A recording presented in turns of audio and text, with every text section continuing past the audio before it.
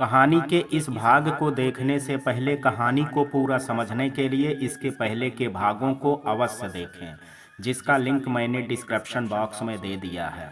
तो चलिए मित्रों, देर ना करते हुए कहानी का ये भाग शुरू करते हैं। उन्हें अपने घर की बहू लाने की खुशी नहीं होती, उन्हें तो बस अपने बेटे को दूल्हा बनते देखने की जल्दी होती है। इसलिए वो बस अपने बेटे की शादी करती हैं।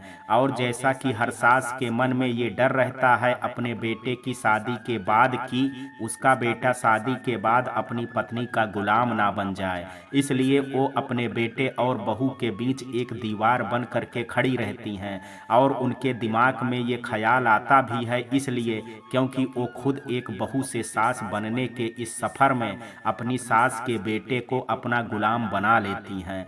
तो उन्हें लगता है कि उनकी बहू भी कहीं ऐसा ना करे, इसलिए वो अपने बेटे और बहू के बीच कभी दूरी कम होने ही नहीं देती। और बस इसी वजह से तेरी दादी मेरे साथ ऐसा करती आ रही है, पर अब नहीं करेंगी। जतिन ने चौंक करके कहा कि ओ कैसे माँ? कल्पना ने कहा क्योंकि अब मैं ऐसा करने नहीं दूंगी उन्हें। उनका अत्याचार अब बस बहुत हुआ, अब मैं उनकी मनमानी नहीं चलने दूंगी। जतिन ने पूछा पर आप करेंगी क्या माँ? कल्पना ने कहा बस तू देखता जा तेरी माँ क्या करती है, पर उसके पहले अपनी इस छुटकी का इलाज करना है मुझे। जतिन ने कहा कि अब ये तो मुझे नहीं पता माँ कि आप क्या करने वाली हैं, पर आपके हर फैसले में मैं आपके साथ हूँ और जहाँ भी आपको मेरी ज़रूरत होगी मैं वहाँ आपके लिए एक पैर पर खड़ा रहूँगा। कल्पना ने जतिन की बात सुन करके उसके सिर को प्यार से सहलाया और कहा कि तुझे मेरी भी उम्र लग जाए और तेरी शादी उससे हो जिसे तू अपना दिल दे बैठे। जतिन ने तुरंत अपनी माँ से कहा कि क्या माँ आप भी ऐसा करेंगी अपनी बहू के साथ? कल्पना ने कहा कि नहीं बेटा, जरूरी नहीं जो मेरी सास ने मेरे साथ किया है मैं भी वो अपनी बहू के साथ करूं। और हम सास बहू के रिश्ते में कोई खटास ना आए, इसलिए मैं अपनी बहू को और तेरी पत्नी को तेरे साथ ही रहने के लिए कहूंगी, जिससे उसकी जवानी के पल मेरी तरह चूल्हे की रोटी बनाने और घर के काम में ना निकले। इसलिए वो अपनी जिंदगी स्वतंत्र होकर के जिए। और अगर मेरे संस्कार मेरे बेटे में होंगे तो वो खुद अपने माँ बाप की बुढ़ापे में सेवा करेगा, ना कि अपनी पत्नी को अपने हिस्से के भी फर्ज निभाने के लिए मजबूर करेगा। जतिन अपनी माँ की हर तकलीफ को समझ रहा था, पर वो कर भी क्या सकता था, क्योंकि एक बेटे की कमी को तो वो ही पूरा कर सकता था, पर एक पति के प्यार की कमी को सिर्फ एक पति ही पूरा कर सकता था। कल्पना की एक जिम्मेदारी अब खत्म हो चुकी थी, पर दूसरी पहले से ही तैयार बैठी थी। कल्पना को अब अपना बेटा मिल चुका था और साथ ही उसने हिंदी भाषा के महत्व के साथ साथ अपने देश की संस्कृति का भी महत्व समझ लिया था। अब कल्पना को अपनी बेटी जूही के लिए कुछ सोचना था। वो तुरंत कृतिका के घर गई और कृतिका से उसकी तबीयत के बारे में पूछने लगी। कृतिका अब पूरी तरह से ठीक हो चुकी थी और वो कल सुबह स्कूल जाने की तैयारी भी कर रही थी। कल्पना ने कृतिका से कहा कि बेटा अब तुम्हें मेरी मदद करनी होगी और वो भी कल से। कृतिका ने कहा कि हाँ आंटी, मैं पूरी तरह से तैयार हूँ, आप बताओ मुझे क्या करना है।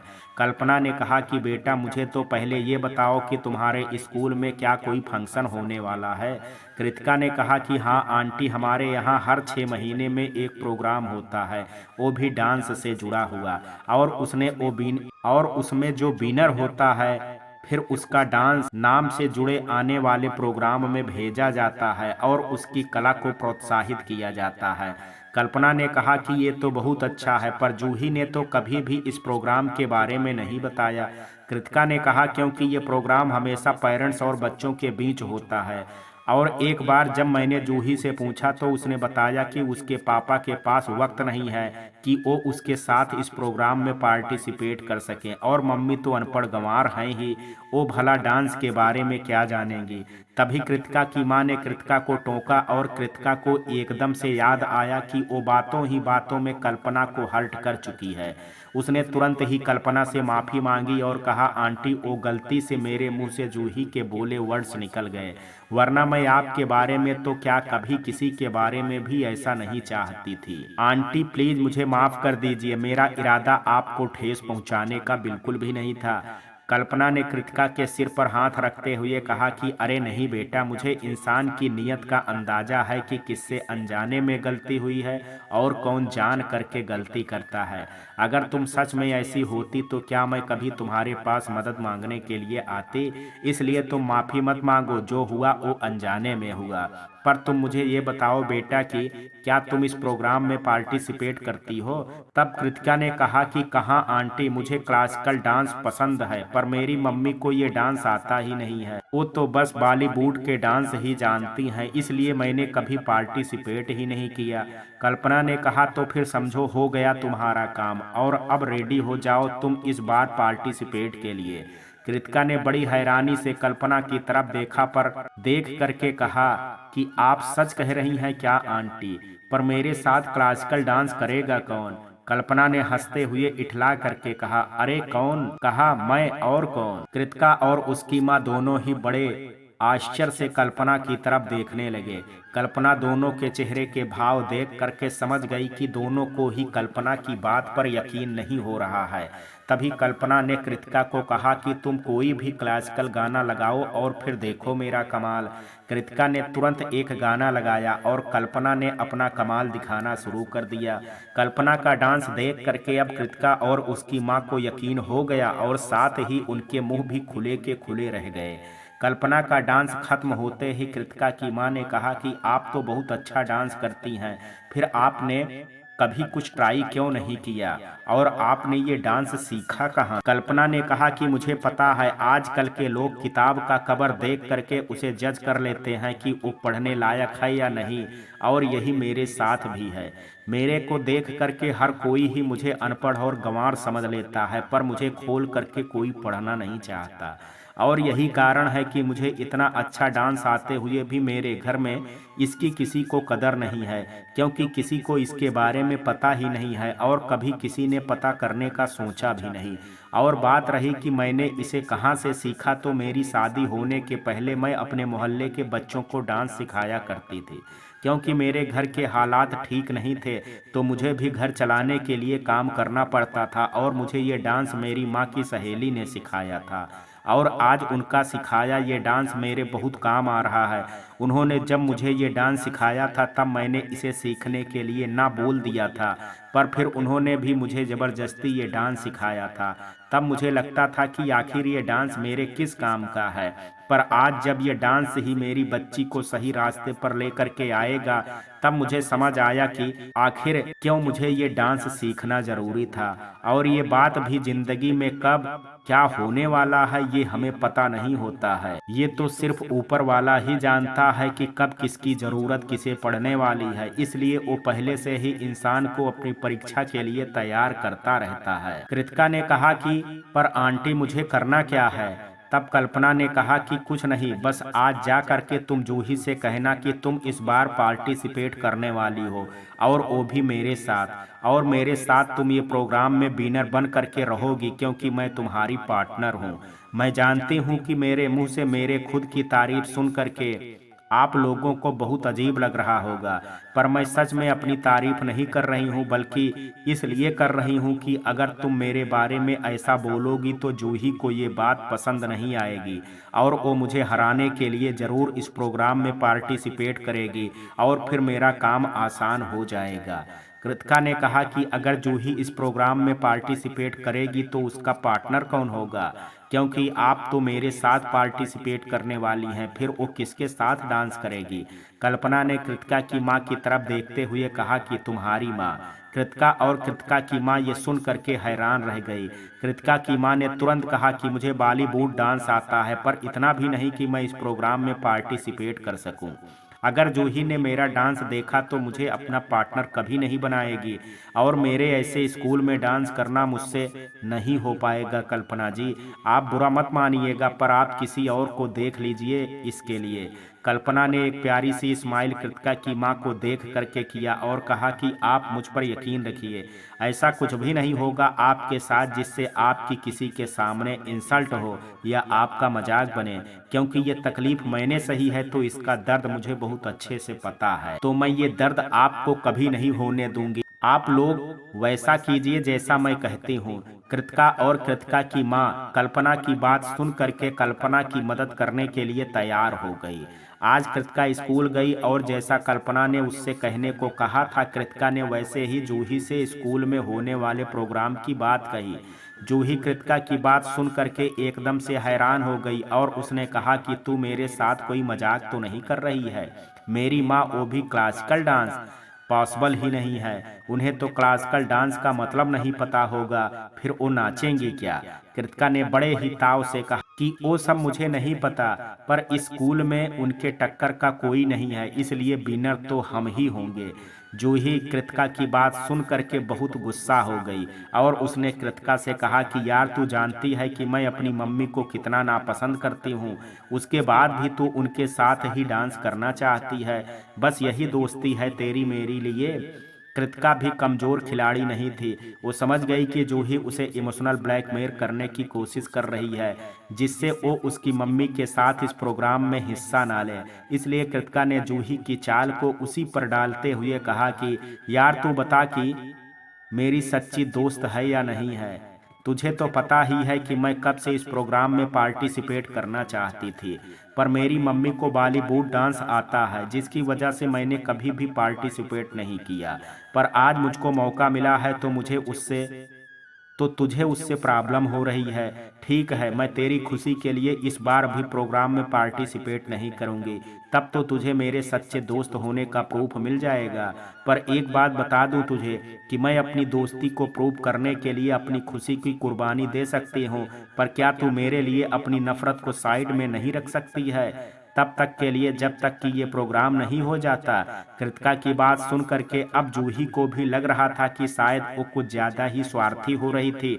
और फिर जूही ने भी सोचा कि अगर मैंने आज कृतिका की बात नहीं मानी तो वो कहीं गुस्सा मुझसे ना हो जाए और दोस्ती ना तोड़ दे। इसलिए जूही ने तुरंत कृतिका से कहा कि मुझे अपनी मम्मी की नफरत से ज्यादा इम्पोर्टेंट तेरी मेरी दोस्ती है, इसलिए जब तक ये प्रोग्राम नहीं हो जाता तब तक मैं अपनी मम्मी को बर्दाश्त कर लूंगी, लेकिन सिर्फ तेरी खुशी के लिए।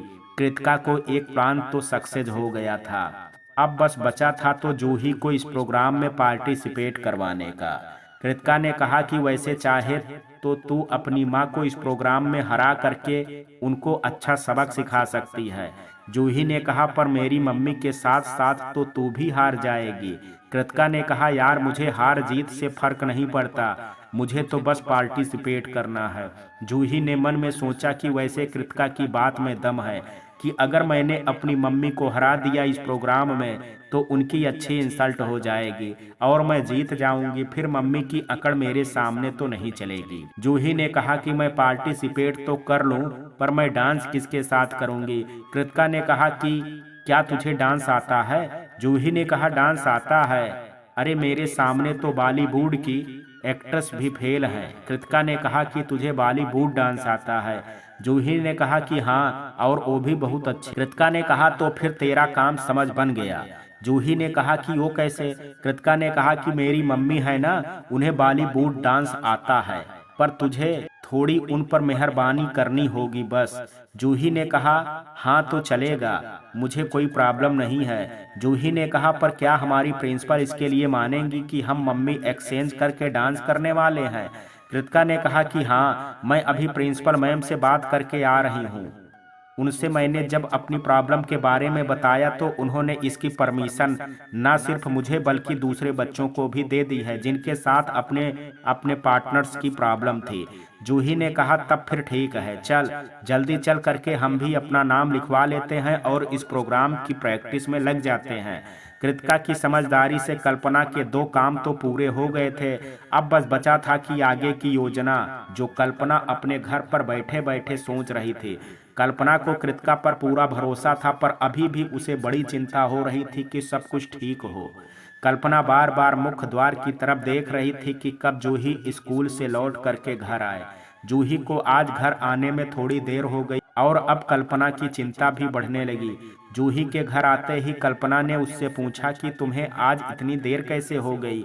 जूही वैसे तो कल्पना से बात करना भी पसंद नहीं करती थी, पर आज जूही बहुत खुश थी क्योंकि उसे कल्पना की अकड़ से छुटकारा पाने का रास्ता मिल गया था। इसलिए उसने डायरेक्टली तो नहीं, पर अपनी दादी को जवाब देते हुए कहा कि आज मुझे देर इसलिए हो गई है क्योंकि आज मैं बहुत जरूरी काम कर रही थी। शकुंतला जी ने मन में सोचा कि तू जरूरी काम कर या ना कर, मेरी बला से मुझे क्या लेना देना। पर शकुंतला जी के पास झूठा दिखावा करने के अलावा और कोई रास्ता नहीं था, इसलिए उन्होंने नाटक करने के लिए कहा कि कौन सा जरूरी काम था बेटा। जूही ने कहा कि दादी आपको पता है मैं अपने स्कूल के प्रोग्राम में पार्टिसिपेट करने वाली हूँ और वो भी बॉलीवुड डांस करूँगी, जिसे आज की दुनिया देखना और सुनना चाहती है। और आप देखिएगा दादी कि इस प्रोग्राम की विनर भी मैं ही बनने वाली हूँ, बाकी सब तो अपना अपना मुंह ताकते रह जाएंगे। शकुंतला जी ने झूठी हंसी हंसते हुए कहा कि हाँ मेरी लाडो तू ही जीतेगी। जूही को लग रहा था कि जैसा वो चाहती हैं सब वैसा ही हो रहा है, इसलिए वो इठलाती हुई अपने कमरे में चली गई।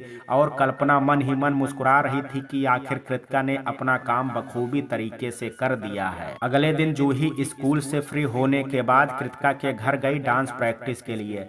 कृतिका की माँ को बॉलीवुड डांस आता था, बस थोड़ा बहुत प्रैक्टिस की जरूरत थी। जूही और कृतिका की माँ अपने अपने डांस की प्रैक्टिस में लगे हुए थे कि तभी वहां पर कल्पना भी आ गई। अपनी माँ को देख करके जूही का मूड खराब हो गया और उसने तुरंत कृतिका से कहा कि ये यहाँ क्यों आई हैं? तुझे पता था ना कि मैं यहाँ आने वाली हूँ, तो फिर ये यहाँ क्या कर रही हैं? कृतिका ने कहा कि यार तेरी माँ को भी कहाँ इतना अच्छा डांस आता है, वो भी मेरी मम्मी की तरह थोड़ा बहुत करना जानती हैं, इसलिए अब प्रैक्टिस की जरूरत है। तो तेरी मम्मी को भी बुलाया है। और तेरे घर में तेरी दादी कैसी हैं ये तो तू बहुत अच्छे से जानती है, इसलिए मैंने इनको भी यहीं बुला लिया। और फिर हम दोनों का डांस स्टाइल अलग है, इसलिए हम दोनों को ही इससे कोई प्रॉब्लम नहीं होगी। जूही ने कहा पर मुझे तो इस औरत से प्रॉब्लम है। तब कृतिका की माँ ने कहा कि अरे जूही बेटा, हम दोनों अपने डांस पर फोकस करते हैं और क्या पता हम दोनों की डांस प्रैक्टिस देख करके तुम्हारी माँ घबरा जाएं और अपना नाम वापस ले लें। अपनी माँ की जिस बात से इंसल्ट हो वो हर बात जूही के लिए बहुत मज़ेदार होती थी, इसलिए जूही ने भी कृतिका की माँ की बात मान ली और साथ में डांस प्रैक्टिस के लिए मान गई। कल्पना ने कृतिका को तो हर डांस मूव इशारों में बहुत अच्छे से सिखा दिया था और खुद जूही के सामने ऐसे प्रैक्टिस कर रही थी जैसे उसे बिल्कुल भी डांस नहीं आ रहे हों। ये देख करके अब जूही को डांस प्रैक्टिस करने में मजा आने लगा और वो अब रोज ही डांस की प्रैक्टिस के लिए मान गई। कल्पना जानबूझ करके हर स्टेप गलत करती थी, जिससे जूही अपने को अच्छा दिखाने के लिए कल्पना के सारे स्टेप खुद करती है और फिर कल्पना का मजाक उड़ाते हुए कहती है कि आपसे तो इतने इजी स्टेप नहीं बनते हैं तो आप डांस क्या करेंगी। डांस की प्रैक्टिस करते हुए 15 दिन बीत गए और अब कृतिका कल्पना अपने डांस के लिए और जूही कृतिका की माँ अपने डांस के लिए रेडी थी। स्कूल में भी होने वाले प्रोग्राम की अब तैयारी शुरू हो चुकी थी। सब अपना अच्छा प्रदर्शन करने के लिए कड़ी मेहनत कर रहे थे। जूही ने तो अब अपने डांस की प्रैक्टिस घर पर भी शुरू कर दी थी, क्योंकि वो हर हालत में अपनी माँ को हराना चाहती थी, इसलिए वो अपने स्कूल के इस प्रोग्राम में जीतना चाहती थी। जूही के डांस प्रैक्टिस को देख करके कपिल ने जूही से पूछा कि वो ये डांस प्रैक्टिस क्यों कर रही है। जूही ने कपिल को बताया कि इस साल उसने भी अपने स्कूल के होने वाले प्रोग्राम में पार्टिसिपेट किया है और इस बार कपिल को इस प्रोग्राम में आना भी है। जूही जब भी कपिल से अपने स्कूल की मीटिंग या फंक्शन में आने के लिए कहती, कपिल हर बार हाँ कह करके आता नहीं था और अब जूही इस बात पर उससे नाराज होती तो वो कुछ गिफ्ट और खिलौने दे करके जूही को मना भी लेता था। लेकिन आज जूही ने जिद पकड़ ली थी कि अपने पापा से आने का प्रॉमिस ले करके ही मानेगी वो। आज जूही की जिद देख करके कपिल ने भी आने का प्रॉमिस कर दिया था। दिन बीते और प्रोग्राम वाला दिन भी आ गया। जूही अपनी माँ से जीतने की कोशिश में लगी थी और कल्पना अपनी बेटी का प्यार जीतने की कोशिश में। सभी स्कूल में पहुंच चुके थे और होने वाले प्रोग्राम की तैयारी में लगे हुए थे। जूही को आज अपने पापा का बड़ी बेसब्री से इंतजार था कि वो अपना प्रॉमिस निभाने जरूर आएंगे और आज वो अपने पापा के सामने अपनी माँ को हरा करके खुद को सही साबित करना चाहती थी। कल्पना जूही की बेचैनी को अच्छे से समझ रही थी और वो भी भगवान से यही प्रार्थना कर रही थी कि आज कपिल उससे किया हुआ वादा ना तोड़े और आज के इस प्रोग्राम में थोड़ी ही देर के लिए पर आ जाए। थोड़ी ही देर में कार्यक्रम शुरू हो गया और धीरे धीरे सभी बच्चे के डांस का नंबर भी आने लगा। जूही अभी भी अपने पापा के इंतजार में थी और बार बार अंदर बाहर लगी हुई थी। कृतिका और कृतिका की माँ भी वक्त पर स्कूल पहुंच गए थे और सभी अपनी अपनी बारी का इंतजार कर रहे थे। लगभग आधे से भी ज्यादा बच्चों के प्रोग्राम हो चुके थे और अब 2 बच्चों के बाद जूही और कृतिका की माँ की बारी आने वाली। जूही ने अभी भी अपने पापा की आने की उम्मीद नहीं छोड़ी थी। कपिल को तो पता नहीं था पर जतिन जरूर अपनी माँ का प्रोग्राम देखने आया था क्योंकि वो अब अपनी माँ को समझाना चाहता था समझना चाहता था और उनकी अंदर की खूबी को भी। कल्पना को ये देख करके बहुत अच्छा लगा कि उसका बेटा उससे कोई वादा तो नहीं किया था पर वो आया जरूर है और एक पिता ने वादा करके भी अपनी बच्ची की खुशी के लिए आ नहीं सका। जूही कुर्सी पर उदास बैठी हुई थी कि तभी कृतिका के जोर जोर से रोने की आवाज आने लगी। कृतिका के रोने की आवाज सुन करके जूही और कल्पना घबरा करके भागे तो देखा कि कृतिका की माँ नीचे गिरी हुई पड़ी थी और उसके पैर से बहुत खून बह रहा था। ये देख करके जूही और कल्पना दोनों ही बहुत घबरा गए और तुरंत ही वहां के स्टाफ को बुलाया। कृतिका भी अपनी माँ की ऐसी हालत देख करके बहुत घबरा गई। वहां का स्टाफ तुरंत कृतिका की माँ को अपने साथ अस्पताल के लिए ले करके जा रहा था। कृतिका भी अपनी माँ के साथ जाने की जिद करने लगी। तभी कृतिका की माँ ने कृतिका का हाथ पकड़ करके उससे कहा कि बेटा, इस दिन के लिए तुमने बहुत इंतजार किया है और तुम्हारा इस प्रोग्राम में पार्टिसिपेट करना एक सपना रहा है और आज तुमको ये मौका मिला है कि तुम अपने सपने को पूरा कर सको और मैंने तुम्हारी दिन रात की मेहनत को देखा है, इसलिए तुम मुझसे वादा करो कि तुम अपनी पूरी कोशिश करोगी और बिना मेरी चिंता किए अपना 100% दोगी। कृतिका अपनी माँ की बात सुन करके बहुत भावुक हो गई और उसने रोते रोते अपनी माँ को वादा किया और फिर कृतिका की माँ ने कल्पना को अपनी बच्ची का हाथ देते हुए कहा कि कल्पना जी, मैं अपनी बच्ची आपके भरोसे पर छोड़ करके जा रही हूँ, आप इसका ध्यान रखिएगा।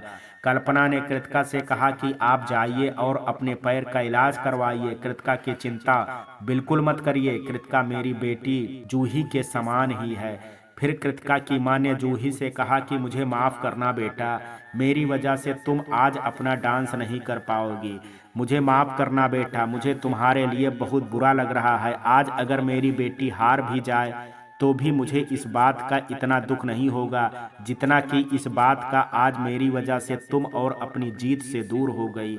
हो सके तो जूही बेटा, मुझे माफ कर देना। और फिर कृतिका की माँ वहां से अस्पताल अपने ट्रीटमेंट के लिए चली गई। जूही को कुछ भी समझ में नहीं आ रहा था कि वो करे तो क्या करे। एक तो वैसे भी उसका आधा मूड खराब था उसके पापा के ना आने की वजह से, और अब कृतिका की मम्मी के साथ जो हुआ उसके बाद तो जूही पूरी तरह से हताश हो गई और वो जोर जोर से रोने लगी। जूही को ऐसे रोता देख करके कल्पना की भी आंखें नम हो गई और वो भी बहुत दुखी हो गई। अब कल्पना का भी मन डांस में नहीं लग रहा था। वहां के स्टाफ ने आकर के जूही से कहा कि अब तुम्हारा नाम हम इस लिस्ट से काट रहे हैं क्योंकि तुम्हारे साथ कोई भी पार्टनर भी नहीं है और बिना पार्टनर के तो तुम्हें इस प्रोग्राम में हिस्सा भी नहीं ले सकती हो। ये सुनकर के जूही और भी ज़्यादा दुखी हो गई और रोने लगी। जूही को ऐसे रोता देख करके कल्पना से उसके आंसू बर्दाश्त नहीं हुए और कल्पना ने उस स्टाफ वाले से कहा कि अरे बच्ची है, उसे जाने दीजिए ना, उसने बहुत मेहनत की है, बहुत टैलेंटेड है वो, उसे एक मौका दीजिए ना। उस स्टाफ वाले ने बहुत ही सख्त लहजे में कहा कि वो ऐसा नहीं कर सकता है, ये रूल के खिलाफ है। कल्पना ने उसके आगे हाथ जोड़ा और कहा कि अरे उसकी पार्टनर थी पर वो जख्मी हो गई है, जिसकी वजह से उन्हें अस्पताल भेजा गया है। अब इसमें मेरी बच्ची की क्या गलती है? उसे एक मौका दीजिए ना। अरे बच्ची है वो। आज अगर आप इसे एक मौका देंगे तो आपके हिस्से में एक अच्छा काम जुड़ जाएगा। पर अगर मेरी बेटी ने आज डांस नहीं किया तो वो जीवन भर इसके लिए खुद को माफ नहीं कर पाएगी। इसलिए एक माँ की तकलीफ समझिए और एक बार उसे मौका दे दीजिए। कल्पना के ऐसे बार बार विनती करने के बाद भी स्टाफ वाले ने साफ इनकार कर दिया। ये देख करके जूही को और भी बुरा लग रहा था कि अब वो इस प्रोग्राम में अपना परफॉर्मेंस नहीं दे पाएगी। वो अलग बात थी कि जूही को अपने परफॉर्मेंस से ज़्यादा इस बात का दुख था कि अब अपनी माँ को हरा नहीं पाएगी और उसकी माँ के सामने उसकी इंसल्ट हो जाएगी।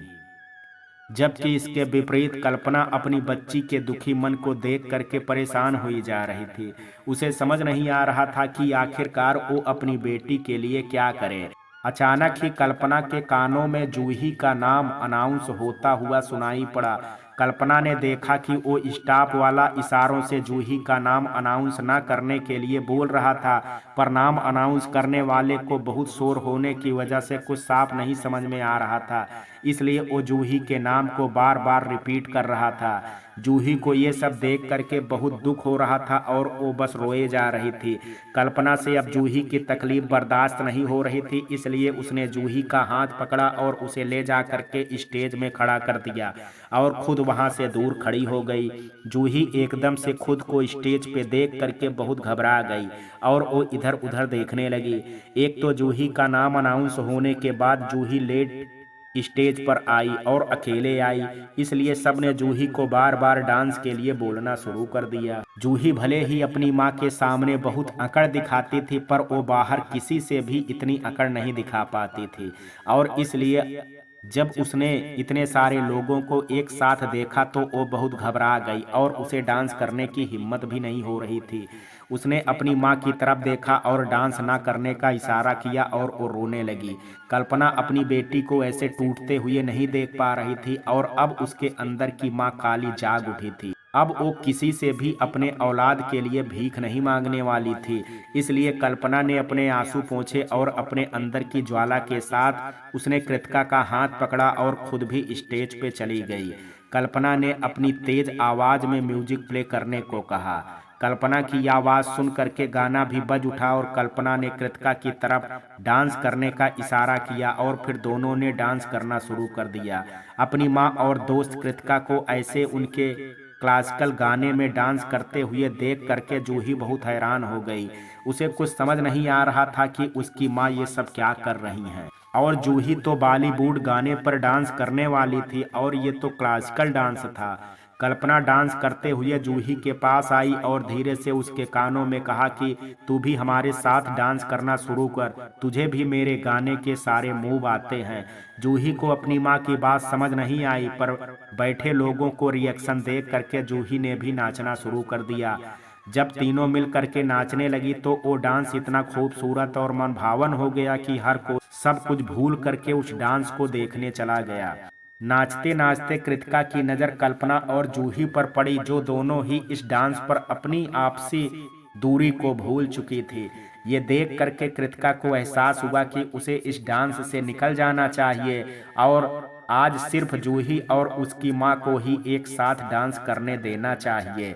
इसलिए कृतिका ने डांस करते हुए अपना पैर मोड़ लिया और गिर गई और फिर जब सबकी नज़र उस पर पड़ी तो वो माफ़ी मांग करके स्टेज के पीछे चली गई। अब स्टेज पर बची तो जूही और उसकी माँ की जोड़ी, जो एक दूसरे के साथ मगन हो करके नाच रही थी। अब जूही भी अपनी माँ के साथ अपना सब कुछ भूल करके बस डांस करने में लगी हुई थी और उसे भी अब अपनी माँ के साथ टक्कर की लड़ाई लड़ने में मजा आ रहा था। कल्पना और जूही ने मिल करके इतना अच्छा डांस किया कि जब दोनों का डांस खत्म हुआ तो लोगों ने चिल्लाना शुरू किया, एक बार और, एक बार और। ये देख करके कल्पना और जूही की आंखों में खुशी के आंसू आ गए और जूही एकाएक कल्पना के गले से लग गई। पर उसे जैसे ही याद आया कि वो अपनी माँ के गले लगी हुई है तो वो तुरंत ही कल्पना से दूर हो गई। कल्पना को जूही का ये बर्ताव अच्छा नहीं लगा और वो दुखी भी हुई, पर अपनी बच्ची को ऐसे खुशी में उछलता देख करके उसे बहुत अच्छा लगा और वो एक पल को अपने सारे गम भूल गई। डांस खत्म होने के बाद कल्पना को कृतिका का ध्यान आया और वो भाग करके कृतिका के पास गई और उसके पैर के बारे में पूछने लगी। तभी कृतिका ने कहा कि वो ठीक है और उसके पैर में ज़्यादा मोच नहीं आई है। थोड़ी ही देर में सभी का परफॉर्मेंस हो गया और अब जज की पसंद की विजेता चुनना जाना था। थोड़ी ही देर में सभी का परफॉर्मेंस हो गया और अब जज की पसंद का विजेता चुना जाना था। सभी स्टेज पर खड़े थे और अपना रिजल्ट सुनने के लिए परेशान थे। हालांकि कल्पना, जूही और कृतिका तीनों को ये बात पता थी कि उन लोगों ने जो कदम उठाया है उसके बाद वो विजेता तो दूर, प्रोग्राम में हिस्सेदारी भी नहीं रही। पर फिर भी उन्हें खुशी थी कि उन्होंने अपना परफॉर्मेंस तो दिया। सेकंड और थर्ड विनर का नाम अनाउंस हुआ और जब फर्स्ट विनर की बारी आई तब एक जज ने अनाउंस करते हुए कहा कि वैसे तो इस जोड़ी ने प्रोग्राम के रुख तोड़ने की कोशिश तो की पर तोड़ नहीं पाई, क्योंकि इन्होंने डांस की शुरुआत 3 लोगों से की और बीच में एक के पैर में चोट आने की वजह से वो बीच डांस से बाहर हो गई। और फिर जो लास्ट की जोड़ी बची वो एक माँ और बेटी की थी, इसलिए उनकी इस परफॉर्मेंस को इस प्रोग्राम के नियम के अंदर ही मान करके उन्हें विनर घोषित किया जाता है। क्योंकि माँ बेटी की आज की परफॉर्मेंस ने हमारा दिल जीत लिया और क्लासिकल डांस तो हमारे देश की शान है और उस पर भी इतने होनहार कलाकार। सच में आज की माँ बेटी जोड़ी ने तो हमारा दिल ही जीत लिया। जूही ये खबर सुन करके भौचक्की रह गई और उसे यकीन ही नहीं हो रहा था कि वो जिस माँ को हरा करके उससे जीतना चाहते थे, आज उसी माँ ने जूही की हार को जीत में बदल दिया। कल्पना को जब ये विनर ट्रॉफी दी गई तो कल्पना ने उसे लेने से इनकार कर दिया और जूही की तरफ देखते हुए कहा कि इसकी असली हकदार मेरी बेटी है, जिसकी वजह से मैंने ये डांस किया, और उसकी दोस्त कृतिका का है जिसने मुझे ये डांस सिखाया। मैं तो कुछ जानती भी नहीं हूँ, इसलिए आप ये ट्रॉफी मेरी बेटी जूही और उसकी दोस्त कृतिका को दीजिए। कृतिका ने तुरंत ही सबके सामने जज से ही कहा कि आप लोग कोई निर्णय लें, उससे पहले मैं बता दूं कि आंटी को मैंने नहीं बल्कि आंटी ने मुझे ये डांस सिखाया, इसलिए इस ट्रॉफी में मेरा तो कोई हक है ही नहीं। इसलिए आप ये ट्रॉफी जूही को दे दीजिए। और अब बारी जूही की थी। जज ने वो ट्रॉफी जूही की ओर बढ़ाई तो जूही ने वो ट्रॉफी ले ली और कहा कि अगर मेरी पार्टनर, मेरी दोस्त कृतिका की माँ यहाँ होती तो मैं उनके साथ ये जरूर शेयर करती, क्योंकि हम दोनों इस प्रोग्राम में पार्टनर थे और हमारा डांस स्टाइल बॉलीवुड था। पर उनके पैर में अचानक से चोट लग गई और वो जख्मी हो गई, जिससे उन्हें स्कूल के स्टाफ ने पास के ही अस्पताल में लेकर के गई हैं उनका ट्रीटमेंट करवाने के लिए। मैं तो ये सब देख करके बहुत घबरा गई थी और अंदर ही अंदर बहुत दुखी हो रही थी कि मैं इस प्रोग्राम में अब पार्टिसिपेट नहीं कर पाऊंगी। लेकिन सच कहूं तो मैं इस बात से थोड़ा भी दुखी नहीं थी कि मैंने इस प्रोग्राम में अपना परफॉर्मेंस नहीं कर पाऊंगी, बल्कि मुझे दुख इस बात का था कि मैं अपनी माँ को अब हरा करके उनकी इंसल्ट और उनका मजाक नहीं उड़ा पाऊंगी और खुद को उनसे बेहतर और मॉडर्न साबित नहीं कर पाऊंगी। जूही की बात सुन करके सब हैरान हो गए और चौंक करके जूही की तरफ देखने लगे। जूही ने कहा कि मुझे पता है आप सबको मेरी बात सुन करके बड़ी हैरानी हो रही होगी, क्योंकि मैंने अभी अभी जिनके साथ डांस इतनी अच्छी परफॉर्मेंस की है, असल में मैं उनको ही अपनी माँ नहीं बल्कि अपनी दुश्मन मानती हूँ। और आज की मेरी परफॉर्मेंस दूसरों बच्चों की तरह अपने माँ बाप का नाम रोशन करने के लिए नहीं बल्कि अपनी माँ को नीचा दिखाने के लिए थी। मैंने कभी भी अपनी माँ की इज्जत नहीं की बल्कि हर वक्त उनका मजाक उड़ाया, उन्हें नीचा दिखाने की कोशिश की। और आप सबको पता है कि मैंने ऐसा क्यों किया, क्योंकि मेरी माँ से इंग्लिश नहीं आती थी। वो हम सब से हिंदी भाषा में बात करती थी और हमें भी हिंदी भाषा में ही बातें करने की शिक्षा देती थी। पर इसके विपरीत मेरे पापा, जिन्होंने अपनी पूरी पढ़ाई इंग्लिश भाषा में की और अपने कॉलेज में पढ़ाई विदेश जा करके की, उन्होंने हमें हमेशा ही मॉडर्न रहने और इंग्लिश में बात करने की शिक्षा दी। जब हम भाई बहन दोनों ही छोटे थे तब हम बड़ा कंफ्यूज हो जाते थे कि आखिर हम अपनी मम्मी की सुने या फिर अपने पापा की बात सुने, क्योंकि जैसे कि इस दुनिया का दस्तूर है कि किसी के माँ बाप अपने बच्चों के बारे में बुरा तो सोच ही नहीं सकते। पर हमारा केस थोड़ा अलग था, क्योंकि हमारे मम्मी पापा दोनों ही हमारे बारे में एक दूसरे से अलग सोचते थे। पर फिर भी जब बड़े होते हमारा एडमिशन हाई फाई स्कूल में हुआ और हम बाहर मॉडर्न सोसाइटी के लोगों से मिले, तो हमने चारों तरफ का वातावरण इंग्लिश में भरा हुआ पाया। स्कूल में भी इंग्लिश भाषा का ही प्रयोग करो और मॉडर्न सोसाइटी के लोगों से भी हाई फाई इंग्लिश में ही बात करो। और जिन लोगों को ये इंग्लिश नहीं आती थी उन्हें लोग बहुत ही लो स्टेटस का बोल करके उनका मजाक उड़ाते थे, और ये सब हम खुद के साथ कभी नहीं चाहते थे। और फिर जब हमारे पापा ही हमें विदेशी बनाना चाहते थे तो फिर हमें बनने में क्या प्रॉब्लम थी। इसलिए हमारा झुकाव हिंदी भाषा को छोड़ करके इंग्लिश भाषा की तरफ हो गया, और फिर धीरे धीरे हमारी सोच भी विदेशी हो गई, और फिर हमारे संस्कार भी, और फिर हम खुद भी। मैं तो आज बॉलीवुड गाने पर डांस करने वाली थी, क्योंकि मुझे लगता था कि अब जमाना बदल गया है और आजकल इसी का दौर है, और मैंने ज़्यादातर लोगों को इसी के लिए पागल होते हुए देखा है। और आजकल हमारे देश की संस्कृति के बारे में कोई बात करता ही नहीं है। हमारे देश का ट्रेडिशनल कल्चर का नाम तो हमने सुना है, पर ये ट्रेडिशनल कल्चर होता क्या है इसकी शिक्षा हमें कोई नहीं देता, ना स्कूल और ना ही माँ बाप। फिर हम कैसे जानेंगे अपने देश की संस्कृति के बारे में। आज जब आप सब ने और जज ने कहा कि हमारा क्लासिकल डांस हमारे जीतने की वजह है, तब मुझे मेरी माँ की बात समझ आई और उन्होंने जो आज किया उसके पीछे की वजह भी। जब मैं इस बात से फूट फूट करके रो रही थी कि अब मैं अपनी माँ को कैसे हराऊंगी, तब मेरी ये माँ सबसे हाथ जोड़ करके मेरे अकेले परफॉर्मेंस की भीख मांग रही थी। और जब किसी ने भी मेरी माँ की बात नहीं सुनी तो मेरी माँ ने हिम्मत ना हारी और ना मुझे हारने दी, बल्कि सबके ना बोलने के बाद भी मेरा हाथ पकड़ा और मुझे स्टेज में ले जा करके खड़ा कर दिया। और जब मेरी हिम्मत तब भी नहीं हुई तो खुद मेरे साथ मेरी हिम्मत बढ़ाने के लिए आ गई, और जिसे मैं हराना चाहती थी उसी ने आज मुझे जिता दिया, और वो भी अपनी भारतीय संस्कृति से। और जब क्रेडिट लेने का वक्त आया तो उन्होंने मुझे आगे कर दिया और खुद पीछे चली गई। इसलिए आज मैं सबके सामने ये एक्सेप्ट करती हूँ कि आज की जीत मेरी माँ की वजह से हुई है, और वही इस ट्रॉफी की असली हकदार है। इसलिए ये ट्रॉफी मैं अपनी माँ को देना चाहती हूँ, खुद अपने हाथ से, क्योंकि आज तक मैंने अपनी माँ को दुख के सिवा और कुछ नहीं दिया, लेकिन आज उनकी जीत उन्हें दे देना चाहती हूँ। इसके साथ ही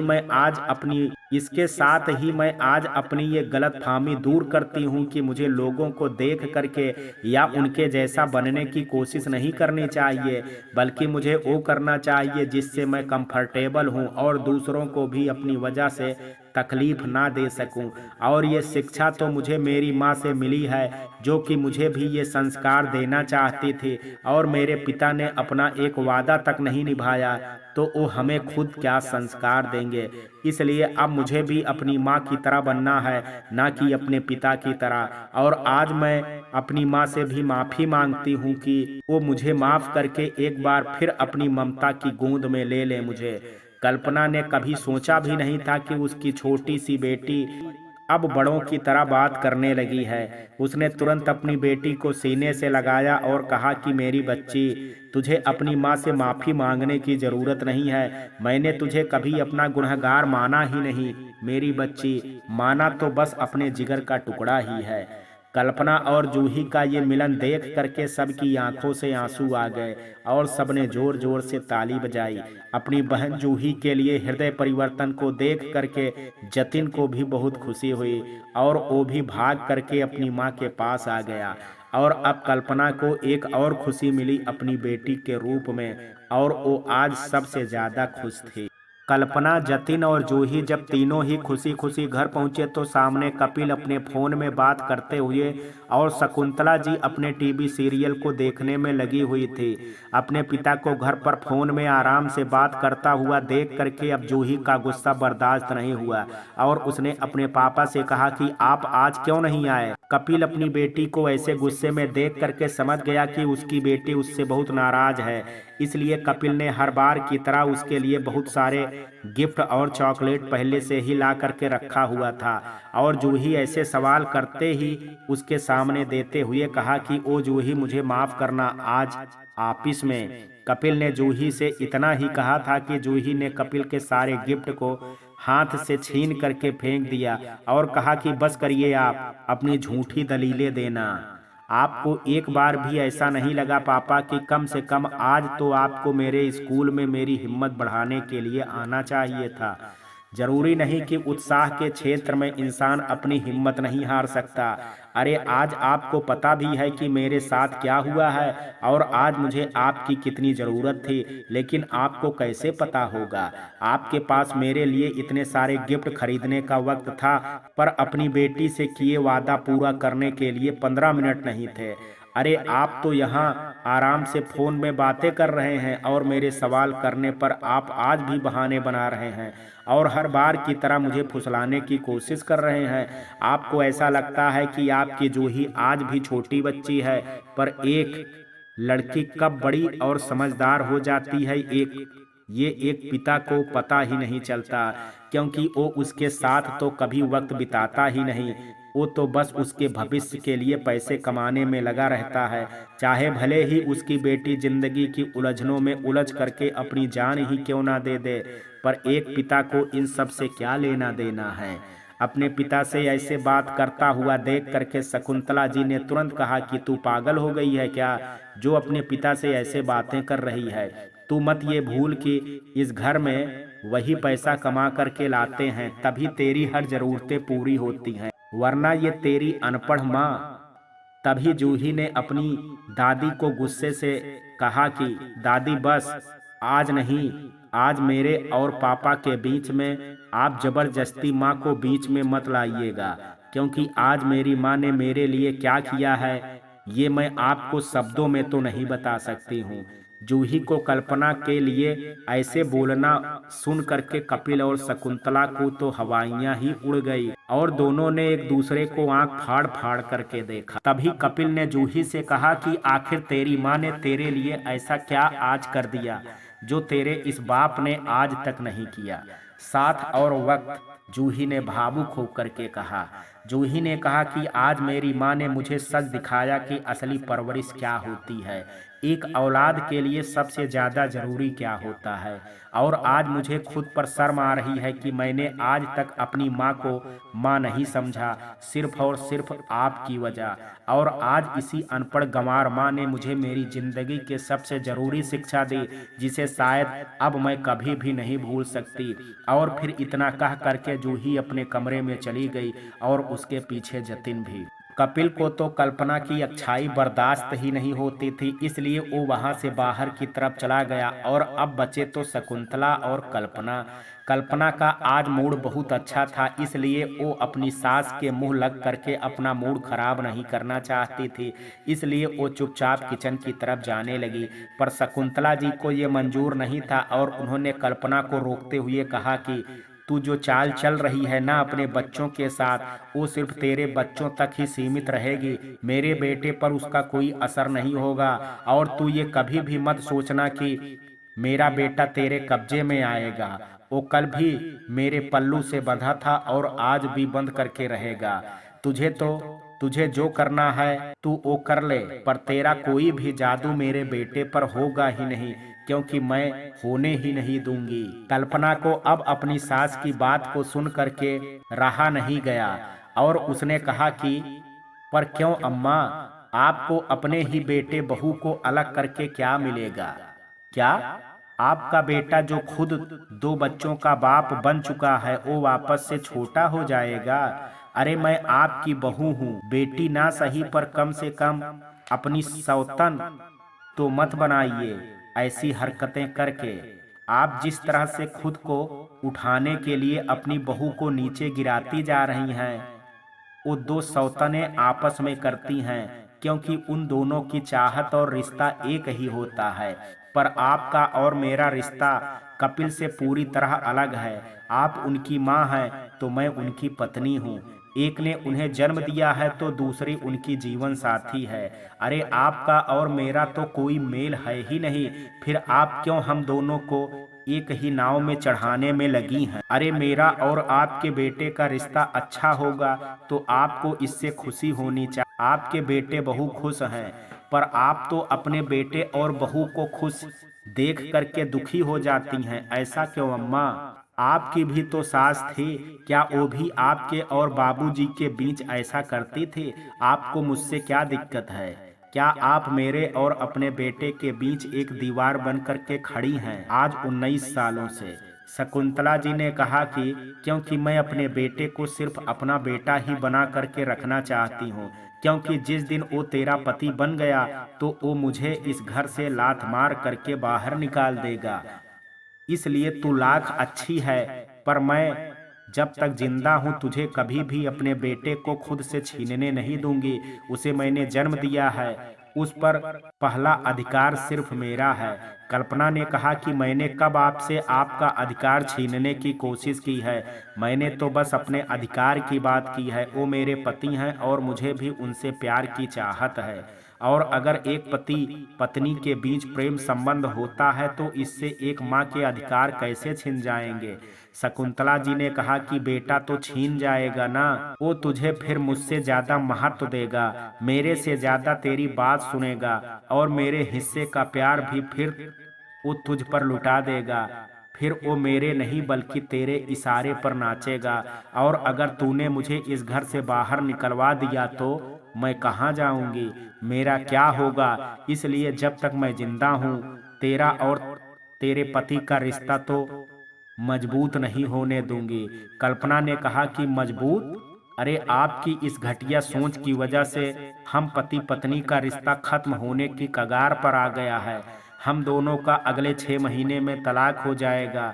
फिर अगर आप जिंदा रहें या ना रहें, उससे मेरा और मेरे पति का संबंध दोबारा कभी नहीं जुड़ने वाला। और आप अपना बुढ़ापा सिक्योर करने के लिए मेरी जवानी और मेरा बुढ़ापा संकट में डाल रही हैं। आप कितनी ही ज्यादा स्वार्थी और खुदगर्ज इंसान हैं। मुझे तो अब आपको अम्मा कहने पर भी शर्म आ रही है। पहले मुझे लगता था कि शायद मेरी सेवा या मुझ में ही कोई कमी थी जिसकी वजह से मैं आपके दिल में जगह नहीं बना पाई।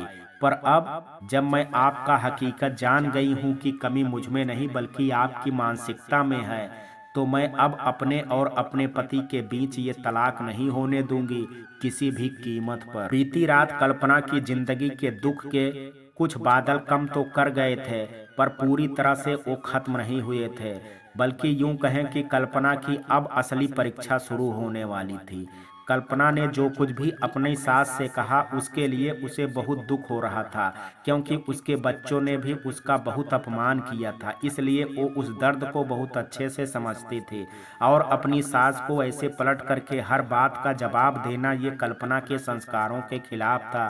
क्योंकि कल्पना की सास ने कल्पना को अपनी बेटी तो दूर अपनी बहू तक दिल से स्वीकार नहीं किया था। पर कल्पना ने अपनी शादी के अगले पल ही अपनी सास को अम्मा कहना शुरू कर दिया था। और वो सिर्फ कहने के लिए अम्मा नहीं बल्कि दिल से भी अपनी सास को अपनी माँ मानती थी। और इसलिए कल्पना को इस बात से भी ज्यादा दुख इस बात का था कि उसकी सास ने ही जानबूझ करके उसे उसके पति से दूर किया था, वो भी सिर्फ अपने स्वार्थ के लिए। पर कल्पना ने भी कसम खा ली थी कि वो अब अपनी सास की इस घटिया सोच को खत्म करके रहेगी, भले ही इस सोच के खत्म होने के साथ उसका और कपिल का रिश्ता भी खत्म हो जाए। पर वो अब ये सब बर्दाश्त नहीं करेगी। अगले दिन की सुबह कल्पना के लिए जहां एक नई खुशी थी और नए रिश्तों की वजह से शुरुआत लेकर के आई थी, वहीं अपने पुराने रिश्तों के साथ एक नई जंग। कल्पना ने आज उठ करके अपने हिस्से का सारा काम किया और बिना किसी को कुछ भी बोले वो बाहर चली गई। शकुंतला जी के उठने से ही पहले आज कल्पना ने अपना काम खत्म कर दिया था और ये सब शकुंतला जी ने देखा तो उन्होंने मन ही मन सोचा कि लगता है कि मेरे कल की बातों को सुन करके वो अनपढ़ गंवार फिर से डर गई है और इस घर को छोड़ करके भाग गई। अच्छा ही है चली गई, अब यहाँ सिर्फ मेरी हुकूमत चली है और हमेशा ही चलेगी। बड़ी आई थी मुझे पति पत्नी का ज्ञान देने और मैंने तो अपने पति को अगले दिन ही अपनी मुट्ठी में कर लिया था, वरना क्या भरोसा मेरी सास का। अगर वो अपने बेटे को अपनी मुट्ठी में कर लेती तो मेरा हाल भी कल्पना की तरह होता। इसलिए पहले अपने पति को काबू में करके अपनी सास पर हुकूमत की और अब अपने बेटे को काबू में करके अपनी बहू पर हुकूमत कर रही हूँ। अब सोचती हूँ कि पोते को भी काबू में करने की कोशिश शुरू कर दूँ। खैर, इन सब में बाद में माथा पच्ची करूँगी। अभी जा करके जल्दी से नहा धो लेती हूँ और नाश्ता करती हूँ। धीरे धीरे दिन चढ़ा और सबकी नींद खुली और सभी रेडी हो करके नाश्ते किए डाइनिंग टेबल पर आ करके बैठ गए। कपिल को तो कल्पना के होने ना होने से कोई फर्क नहीं पड़ता था, पर आज दोनों बच्चों की आंखें अपनी माँ को ढूंढने लगी। इधर उधर देखने के बाद जब जतिन और जूही दोनों को ही कल्पना नहीं दिखी तो जतिन ने अपनी दादी से पूछा कि माँ कहाँ है। तब शकुंतला ने एकदम से कहा कि वो अपने किसी आशिक के साथ भाग गई। ये सुन करके जतिन ने तुरंत बहुत ही सख्त आवाज में कहा, दादी थोड़ा सोच समझ करके बात किया करिए। आप ये मत भूलिए कि आप मेरी माँ के बारे में बात कर रही हैं। अपने बेटे को अपनी माँ से ऐसे बात सुन करके कपिल ने जतिन को डांटते हुए कहा कि और तुम ये मत भूलो कि तुम मेरी माँ से बात कर रहे हो। जतिन आज कपिल को भी जवाब देने से पीछे नहीं रहा और उसने कहा कि और मेरी माँ आपकी पत्नी है, ये बात आपको भी याद होनी चाहिए। कपिल ने कहा कि मैं उसे अपनी पत्नी नहीं मानता। जतिन ने कहा, तो ये किस हक से फिर आप उनके हाथ का बना खाना खा रहे हैं? कपिल ने कहा, ये मेरी कमाई का है। जतिन ने कहा कि अपने हाथों से पकाया है उन्होंने। कपिल ने कहा, मेरे घर पर रह करके मेरी ही अधीन है वो। जतिन ने कहा कि 7 फेरों का बंधन और आपकी पत्नी है वो। कपिल ने कहा कि पति पत्नी का रिश्ता सिर्फ शादी होने से नहीं होता, पति का अपनी पत्नी का दिल से अपनाना भी पड़ता है। जतिन ने कहा कि एक पति के मानने या ना मानने से इस बात का निर्णय नहीं होता कि एक औरत उसकी पत्नी है या नहीं है, बल्कि हमारे देश के रीति रिवाज ये साबित करते हैं कि वो औरत उसकी पत्नी है या नहीं। अगर एक मर्द ने अपनी मर्जी या बिना मर्जी के एक औरत के मांग में अपने नाम का सिंदूर और गले में मंगलसूत्र पहना दिया और उसके साथ 7 फेरों का वचन ले लिए हैं, तो ये जमाना उस औरत को उसे मर्द की पत्नी मान लेता है और उसका अधिकार तो इस देश की कानून व्यवस्था में भी होता है। जतिन का जवाब सुन करके कपिल के पास अब कोई सवाल ही नहीं बचा और वो अपना नाश्ता आधा ही छोड़ करके ऑफिस के लिए चला गया। फिर जतिन और जूही भी अपने स्कूल और कॉलेज चले गए, पर शकुंतला जी वहीं बैठी बैठी सोचने लगी कि जो कुछ भी आज हुआ है उसे देख करके मुझे ऐसा लग रहा है आज शरीर भले ही जतिन का था पर जुबान तो कल्पना की ही थी। हर एक शब्द लगा जैसे कल्पना के मुंह से निकल रहे हों। ये सब कैसे हो गया, कुछ समझ में नहीं आ रहा है। और अभी क्या होना बाकी है? शायद अब कुछ ऐसा होने वाला था जिसकी कल्पना शकुंतला जी ने कभी नहीं की होगी। कपिल के ऑफिस में एक जरूरी मीटिंग थी जिसका प्रेजेंटेशन कपिल को ही देना था, पर आज के ट्रैफिक ने कपिल को ऑफिस पहुंचने में बहुत देर करा दी और जब कपिल ऑफिस पहुंचा तब तक उसकी मीटिंग खत्म भी हो चुकी थी। कपिल तुरंत अपने ऑफिस वाले दोस्त के पास गया और उससे पूछने लगा कि बॉस कहाँ हैं और आज क्या हुआ, बॉस मुझ पर बहुत नाराज होंगे। तभी उसके दोस्त ने बताया कि आज तेरी नौकरी तो खतरे में है, जा जल्दी जा करके बॉस से मिल और बात कर। कपिल भाग करके बास के केबिन में गया तो उसने देखा कि उसके बास किसी से बात कर रहे थे और तभी उन्होंने कपिल को अपने केबिन के बाहर देखा तो उसे अंदर आने का इशारा किया। अंदर आते ही कपिल ने अपनी बात कहना शुरू कर दिया और अपने बास को अपने देर से आने की वजह बताने लगा। तभी उसके बास ने कहा कि आज की माफ़ी तुझे मुझसे नहीं मिलने वाली है, क्योंकि तुम्हें अंदाजा भी है कि आज मेरी कितनी इम्पोर्टेंट मीटिंग थी मिस्टर चड्ढा के साथ। आज अगर उन्हें टाइम से प्रेजेंटेशन नहीं मिली होती तो क्या होता। कपिल ने बड़ी हैरानी से अपने बॉस को देखा और कहा कि प्रेजेंटेशन हो गई है, पर उसकी फाइल तो मेरे पास थी और मेरे बिना ये प्रेजेंटेशन कैसे हो गई। तभी कपिल के बॉस ने बहुत ही अकड़ करके कपिल से कहा, क्यों, तुम ही बस ये प्रेजेंटेशन दे सकते हो और किसी के अंदर ये टैलेंट नहीं हो सकता है। कपिल ने अपने बॉस से माफी मांगते हुए कहा कि सॉरी सर, मेरा ये मतलब नहीं था। क्या आप मुझे बता सकते हैं कि ये प्रेजेंटेशन दिया किसने है। तभी कपिल के बॉस ने मुस्कुराते हुए कहा कि वैसे कपिल, तुम्हें ये जान करके बहुत हैरानी होगी कि मैं तुमसे आज नाराज नहीं बल्कि बहुत खुश हूँ। कपिल अपने बॉस की बात सुन करके बहुत हैरान हो गया और उसने अपने बॉस से कहा कि ऐसा क्यों सर। कपिल के बॉस ने कहा, क्योंकि अगर आज तुम मीटिंग के लिए लेट नहीं होते तो हमें हमारे ऑफिस के लिए एक काबिल एम्प्लॉय कैसे मिलता। और उसने जो प्रेजेंटेशन दी है ना कपिल, मैं तुम्हें बता नहीं सकता कि ऐसी प्रेजेंटेशन तो मैंने कभी देखी ही नहीं। हमारी डील मिस्टर चड्ढा से फौरन हो गई और मैंने तो उस एम्प्लॉय को टीम लीडर की पोस्ट भी दे दी, क्योंकि उसकी वजह से 2 बार कैंसिल हुई मीटिंग आज आखिर हो ही गई। कपिल ने बड़े आश्चर्य हो करके कहा, क्या मैं उस एम्प्लॉय से मिल सकता हूँ। बॉस ने कहा कि जरूर, वो यहीं तो मेरे सामने चेयर पर हैं, उनके सामने आ करके तुम खुद मिल लो उनसे। कपिल तुरंत थोड़ा आगे आया और उसने जैसे ही नजर चेयर की तरफ की तो उसके पैरों से जमीन खिसक गई और उसकी आंखें खुली की खुली रह गई और उसने एकदम से बड़े आश्चर्य से कहा कि तुम, वो भी मेरे ऑफिस में, मेरी मीटिंग में, मेरे प्रेजेंटेशन में। तभी कपिल के बॉस ने गुस्से से कपिल से कहा कि कपिल, ये क्या तरीका है बात करने का और तुम इन्हें कैसे जानते हो। तभी कपिल ने कहा कि अरे ये मेरी। और फिर कपिल एकदम से चुप हो गया और फिर कल्पना ने अपनी जगह से उठ करके कहा कि हाँ हाँ, बताइए ना आप अपने बॉस से कि आप मुझे कैसे जानते हैं। कपिल को कल्पना की बात सुन करके बहुत गुस्सा आया, पर कपिल अपने ऑफिस में ये नहीं बताना चाहता था कि कल्पना उसकी क्या है, क्योंकि वो कल्पना को अपनी पत्नी बताने में बहुत इंसल्ट फील करता था, क्योंकि कल्पना अनपढ़ थी।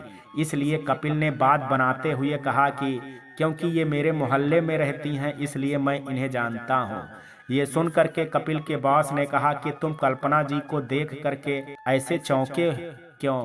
मुझे तो लगा कि तुमने अपनी पत्नी देख ली है क्या, क्योंकि ऐसे बात करने का हक तो सिर्फ एक पति को ही होता है, एक औरत से। कपिल अपने बॉस की बात को सुन करके थोड़ा अपने आप को काबू में किया और कहा कि सर, इसमें टीम लीडर जैसी क्या क्वालिटी थी। तभी कल्पना ने कहा कि मैं आपके मोहल्ले में रहती हूँ, आपके साथ नहीं, तो फिर आप मेरी क्वालिटी के बारे में कैसे बता सकते हैं। आप कैसे कह सकते हैं कि मैं किस लायक हूँ और किस लायक नहीं। कपिल ने अकड़ करके कल्पना से कहा कि आखिर तुम में ऐसा क्या है जो मुझ में नहीं है। कल्पना ने कहा कि समझदारी और दिमाग। कपिल ने हंसते हुए कहा कि समझदारी और दिमाग, वो भी तुम में। कल्पना ने भी हंसते हुए कहा कि हाँ, मुझ में। तभी तो एक दिन के प्रेजेंटेशन में मैंने जो पोजीशन हासिल कर ली है, जिसे आप अपनी 19 साल की नौकरी में भी ना कर सके। कल्पना का जवाब सुन करके कपिल को बहुत गुस्सा आया और उसने अपने बॉस से कहा कि सर, मैं आपको ये तो नहीं बता सकता कि इस औरत के साथ मेरी क्या प्रॉब्लम है, पर मैं इस औरत के साथ एक ही ऑफिस में काम नहीं कर सकता हूँ, इसलिए। तभी कपिल के बॉस ने कहा कि कपिल से तो अपना रिजाइन दे दो और दूसरी नौकरी ढूंढ लो, पर कल्पना जी यहाँ से कहीं नहीं जाने वाली हैं। कपिल को अब अपने बॉस की बात पर गुस्सा आया और उसने तुरंत कहा कि मुझे यहाँ नौकरी करते 19 साल हो गए और आप मुझसे ज्यादा ये अभी कुछ पल की आई औरत को महत्व दे रहे हैं। क्या आज तक मैंने कुछ भी अच्छा नहीं किया आपके या फिर आपकी कंपनी के लिए? क्या मैं एक काबिल एम्प्लॉय नहीं हूँ इस कंपनी का? कपिल के बॉस को भी अब कपिल की बात पर गुस्सा आया और उसने कहा कि मिस्टर कपिल, ऐसा नहीं है कि आप काबिल नहीं हैं या आप में कोई कमी है, पर हर किसी की अपनी अपनी खूबी होती है और कल्पना जी की समझदारी ने आज हमारी और हमारी कंपनी को करोड़ों की डील दिलवाई है, तो आपको नहीं लगता है कि आपको इस बात से खुश होना चाहिए? क्योंकि इस डील को पिछले 2 साल से आप ही हैंडल कर रहे थे और आपने ही मिस्टर चड्ढा को 2 बार प्रेजेंटेशन भी दिया और दोनों बार मिस्टर चड्ढा ने इस डील को कैंसिल कर दिया। मैं ऐसा नहीं कहता कि आपने अपनी कोशिश नहीं की, पर कभी कभी दूसरों को देखने का नजरिया और हमारी कोशिश और सोच से बहुत परे होता है, और आज की मीटिंग में भी यही हुआ। कल्पना की सोच मिस्टर चड्ढा की सोच से मैच कर गई और ये डील हमें सामने से मिल गई, और बहुत जल्द ही हम इस प्रोजेक्ट में काम भी शुरू करेंगे। इसलिए मैं अभी भी आपको कहूँगा कि आप कल्पना जी से अपनी पर्सनल प्रॉब्लम छोड़ करके बाकी एक टीम की तरह काम करिए, और मुझे कल्पना जी की काबिलियत पर पूरा भरोसा है कि वो आपको एक टीम लीडर होने के नाते अच्छे से गाइड करेंगी। कपिल ने अपना दिमाग लगाते हुए कहा कि ठीक है सर, मैं आपकी बात मानने को तैयार हूँ, पर क्या आप भी मेरी एक इच्छा पूरी करेंगे? आखिर आपके ऑफिस में 19 साल से काम किया है, आपका भरोसेमंद एम्प्लॉई हूँ, तो इतना तो मेरा हक बनता है आपसे। कपिल के बॉस ने कहा कि हाँ बोलो। कपिल ने कहा कि मैं चाहता हूं कि कल्पना जी ने अपनी जिस फाइल से ये प्रेजेंटेशन दिया है और जिस समझदारी से दिया है, वो बस एक बार मैं अपनी आंखों से देखना चाहता हूं। कपिल के बॉस को कपिल की बात समझ नहीं आई और उसने कपिल से कहा कि मैं तुम्हारा मतलब कुछ समझा नहीं।